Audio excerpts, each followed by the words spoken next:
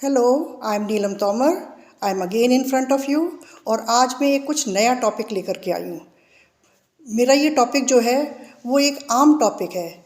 जैसे कि आजकल जो पेरेंट्स हैं मेरे पास में आते हैं, वो जनरली ये पूछते हैं कि मैम ये बताओ कि हम अपने बच्चे को किस तरह से पढ़ाएं। बच्चा रात रात भर पढ़ता है लेकिन फिर भी उसके मार्क्स नहीं आते हैं, वो कंसंट्रेट कैसे करे। तो आज मैं यही चीज़ें जो है वो आपको बताने जा रही हूँ। देखो, कुछ तो हम वास्तु पे पता नहीं आप लोग विश्वास करते हैं कि नहीं करते हैं, लेकिन कुछ वास्तु टिप्स अगर आप फॉलो करेंगे तो आप डेफिनेटली अपनी स्टडीज़ पर कंसंट्रेट कर पाएंगे।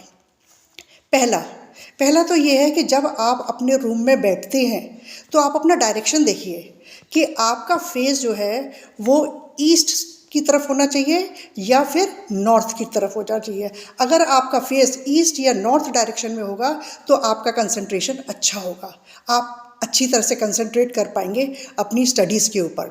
तो जब भी आप अपनी टेबल लगाते हैं तो टेबल जो है वो नॉर्थ की दीवार से लगा करके रखिए या फिर ईस्ट की दीवार से लगा करके रखिए, और ये देखिए वो दीवार से चिपके नहीं, यानी कि थोड़ा सा गैप इन बिटवीन होना चाहिए।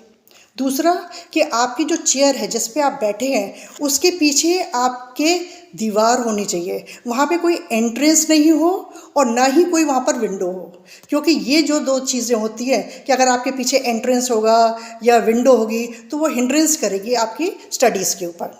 ठीक है।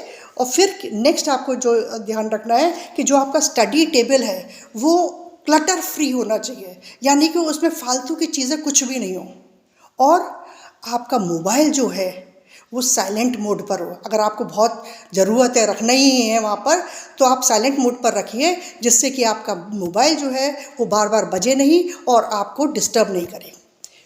नेक्स्ट है कि आप अपना स्टडी प्लान पहले से प्रिपेयर करके रखिए कि मेरे को पहले कौन सा सब्जेक्ट पढ़ना है, कितनी देर के लिए पढ़ना है, और उस तरह से आपका टाइम टेबल बनना चाहिए।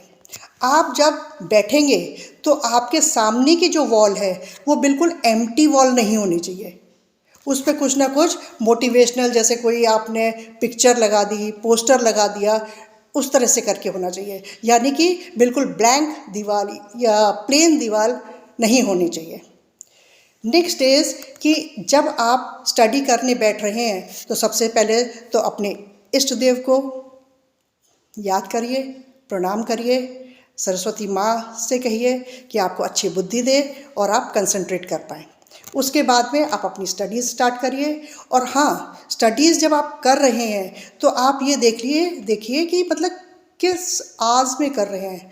या तो आप मॉर्निंग आवर्स लीजिए या फिर इवनिंग, जब नाइट हो जाती है, not let night, night time पे भी अपनी स्टडीज़ कर सकते हैं, क्योंकि तब साइलेंस होता है। या तो अर्ली इन द मॉर्निंग या फिर नाइट टाइम में आप स्टडीज़ करिए। दिन के टाइम पर जो है, दिन के टाइम पे भी आप पढ़िए, लेकिन उस टाइम पर आप क्या कर सकते हैं, मैथ्स वगैरह कर सकते हैं, जिसमें कि कोई ऐसा याद करने वाली चीज़ें नहीं होती हैं और ज़्यादा कंसंट्रेशन की नहीं होती है, only the solving of the sums is over there. फिर उसके बाद में क्या है कि आप जिस रूम में बैठे हैं उसमें ये देखिए कि आपका जो सीलिंग है, छत जो है, उसमें कोई बीम ना हो। अगर बीम है भी तो आप बीम के नीचे मत बैठिए। अगर आप छत की बीम के नीचे बैठेंगे तो आपके सिर पे प्रेशर रहेगा और आप कंसंट्रेट नहीं कर पाएंगे, टेंशन रहेगा दिमाग के अंदर। तो ये छोटी छोटी सी चीज़ें हैं जो आपको ध्यान रखनी है। और उसके अलावा आप रोज़ाना proper diet low, proper intake of water is also necessary, और फिर इसके अलावा आपको प्रॉपर स्लीप लेनी है, यानी कि सोना भी टाइम से है। टाइम से सोओगे तो टाइम से जगोगे। ये छोटी छोटी सी टिप्स अगर आप याद रखेंगे तो आप डेफिनेटली अपनी स्टडीज़ पर कंसंट्रेट कर पाएंगे। Thank you.